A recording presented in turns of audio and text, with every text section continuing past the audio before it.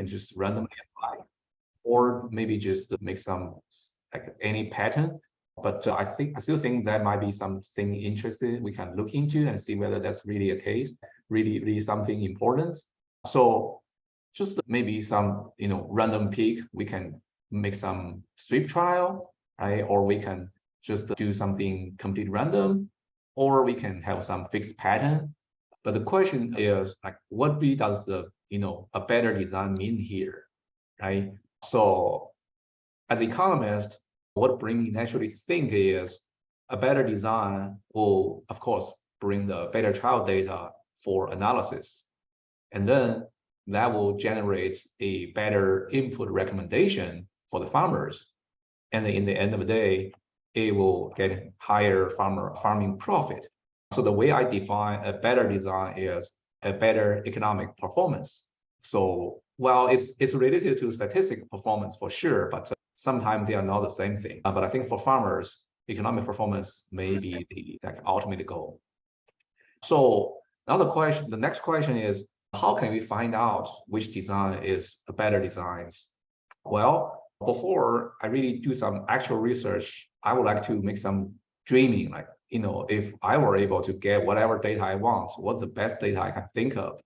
So I would dream of getting many testing fields, something like here, I'm able to do lots of testing, on-farm testing. I got one field, and then I implement a design method A, and then after harvest, get a yield, and then calculate the profit of this field. And then get another field. Now I'm implementing another design, B, and then calculate the profit. And another field. And I'll keep doing that until I get a super large data set, maybe have a few hundred or even a few thousand fields all over the country, all over the different states, different weather condition, different soil type. Then I have two columns. One is the design method, the other is a profit, and then I can just easily compare, see, okay, now which design return the highest profit. Well, this data set, you can imagine, is extremely difficult to obtain. The DIFM program been doing for several years, and we only accumulated a few hundred trials. So, well, before we are able to do that, which I hope we can reach that point in the future, I'm going to just use a alternative solution, which are Monte Carlo simulations. So I'm going to simulate thousands of this on-farm nitrogen trial field, which here I use a corn to nitrogen response as an experiment, and then mimic the yield generating process and the data analysis process, generate the site-specific recommendation, and eventually the profit. So briefly speaking is, I'll simulate some true response, some field with true response parameter, which I know the true, right? We can simulate the data. And then try some different design method, and then simulate the yield from those trials. And now I will pretend that I do not know the true response. I'm going to use the simulated yield and the nitrogen trial to estimate some yield response models. And then using the estimated yield response to generate predicted recommendation or site-specific EONR, the economically optimal nitrogen rate. So that's the kind of like the prescription. And then apply this back to the true field. Now I remember the true yield response again, so I can generate a true yield based on the recommendation, and then calculate the profit. So by doing this process, we're able to really make comparison between different trial methods and the final profit. All right. So for the simulated field, I'm going to implement some spatial variability in the field characteristics, including soil, water, nutrients, slope, or anything else that impact the yield. And I'm going to use a little bit of abstract way, is I'm going to represent those spatial variability by the yield response parameters. And here, this corn response to nitrogen follow the literature, right? So the most commonly used response is a quadratic plateau function, where the corn yield will increase with nitrogen at first, and then when it reach some plateau level, it will be flat. And this NK here represents the critical nitrogen value. And all those parameters in this quadratic plateau response function will vary spatially in this field. And specifically, those similar to the field is about 37 hectares or about 80 acres. That's about 432 meters wide and 864 meters long. And the spatial variation is in the units, something we call a cell, as a 6 meter by 6 meter. Well, I can make it even smaller, but that will take a lot of computational resource. But I think 6 meter by 6 meter is probably reasonable enough. And so those spatial variation are just randomly generated by following a Gaussian random field.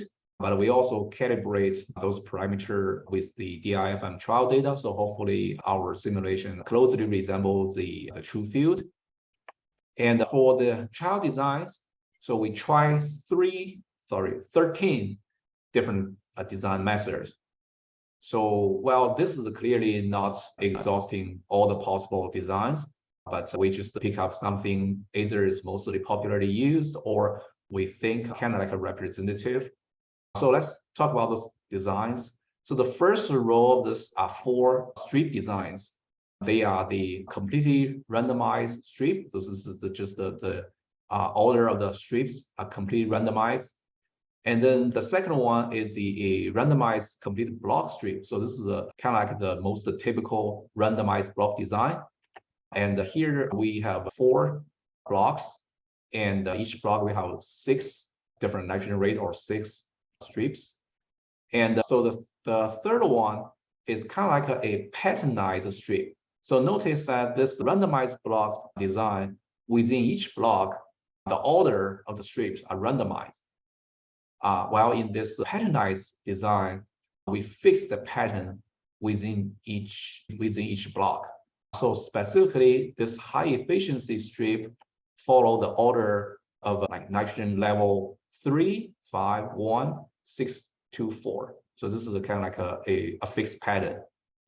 And then the other one, the last one, is something we call low efficiency patternized strip. So this is another type of strip pattern. So here we actually put 12 strips in one block. The order followed from 1 and gradually increased to 6, and then 6 gradually decreased to 1 again. So this is a pretty smooth change in the nitrogen trial rate. All right, so the next group of designs, something we call the graded design or checkerboard design, or I think it has lots of names. The idea is we cut the long strip into smaller grid. So the first one is completely randomized grid. So again, there's just no pattern, just all the order, all the allocation completely random. The second one is the randomized complete block grid. So that's the really popular randomized complete block design that have been done in almost all the agronomy research. The third one is similar to the randomized block, but we again just fix the pattern in each block. So we call that a patterned block design. Specifically, this high efficiency pattern, which we follow a 3-row and 2-column from 3 nitrogen levels of 3, 4, 1, 6, and 2, 5. And then the last one is a low efficiency pattern design. Everything is the same with the high efficiency pattern, except the order of the nitrogen rate is now changed to 1, 2, 3, 4, 5, 6, kind of like a change more smoothly. Okay, so the next group of design we're going to propose is a Latin square design. So Latin square is just a n by n matrix or array that there's only one unique value in each column and each row. So the first Latin square we're going to propose is a 6 row by 6 column high efficiency Latin square, where the order of the nitrogen rate follow this pattern. And then the second Latin square design, we call the low efficiency Latin square, follows a smoothly changing rate pattern from 1 to 6 and come back to 1 again to another 6. So this is more like a stairs. So those rate are actually, it's not like we just created by arbitration. We run some statistical like spatial distribution of the nitrogen rate and follow some literature. There are some like a statistical efficiency measure. We just pick the most efficient design pattern, and this is the least efficient pattern. Again, we also try to see whether the statistical efficiency implies any economic performance. So the last design is something we figure out just to limit the rate change across neighboring plot. So as you can see here, take the first row as example from 5, 6, 4, 2, 1, 3. So we will make sure there is no big rate change between neighboring plots. The maximum rate change is limited to 2. So that way we'll make the data more accurate and also kind of like protect the wearing of the equipment a little bit. Okay, so there's 2 other designs which are not very commonly used, but we just add them because those are the most smooth rate change. One we call the cascade plot. So the rate change, as you can see, is from the lowest to the highest, and then from highest to lowest again. It's kind of like a really smooth change, and in both the row and the column direction. And this wave design is even more extreme. Not only along the smooth change is not only along the row and the column direction, but also in the diagonal direction. It's like waves. So this is the most smoothly change. All right. Now, when we get this design ready, oh, by the way, this is a table to just discuss a very brief discussion of the designs. And when we implement the design, and we can simulate yield based on the design nitrogen rate, and also our simulated true field yield response parameters, and then we get the yield. And now, like I said earlier, I just pretend I do not know the true yield response anymore, and just get the yield data and nitrogen data, and then try to estimate their response by using different models. Kind of like using 3 models. One is something called a geographically weighted regression model, which Dr. Bullock just presented earlier in this morning session. And then the other two methods are machine learning. One is the boosted regression forest model, and then the other one is a causal forest model. So, well, we really don't know which model can have the best results. It's kind of like just to explore, just for kind of like an exploratory study. And when implementing this model, and we can get the estimated site-specific yield response, and by given any price scenario, we can easily predict the site-specific optimal nitrogen rate, the EONR, and that is also the optimal prescription we can get. And lastly, when we put this, okay, now that's the advantage of simulation data, and we can put this prescription back to the data again and re-simulate the yield, and also consequently we get the final profit based on the prescription. So here's this is the complete simulation process. Now we can really connect the different trial designs and with their profit performance. So this is okay, so we just run 1,000 simulated field. So for each field, we kind of implement the 13 different trial designs. So each field we simulate, but with different designs. And in the end of the day, we have 13,000 observations or simulations. And we finally get this super large data set I would dream of in the real world. but can only get that by simulation. So now the results is we can get kind of like an overall ranking of the average profit. So this map showed the average profit of the kind of like a relative profit, because I just said the highest, the design with highest profit was 0, because again, it's a simulated data. So the absolute profit value really have little meaning, because it all depends on how we simulate that. But for the relative profit, that really show the the performance of designs. So this is also depends on the price scenarios. And here we try 3 different price scenarios. So the price ratio is defined as the ratio of the nitrogen price to the corn price. So basically, higher price ratio means the higher relative nitrogen price. So we try the relatively cheaper nitrogen price, median nitrogen price, and high nitrogen price. Again, the relative amount of the profit really depends on our parameter we impose in the simulation, which doesn't make too much sense. So we just make the relative comparison. So all the values are calibrated as this most profitable as 0. So all the values will be negative here. So the most profitable design based on our simulation is our special like a pattern Latin square design with limited rate jump. The advantage is not that high, maybe compared to several other also top performing designs.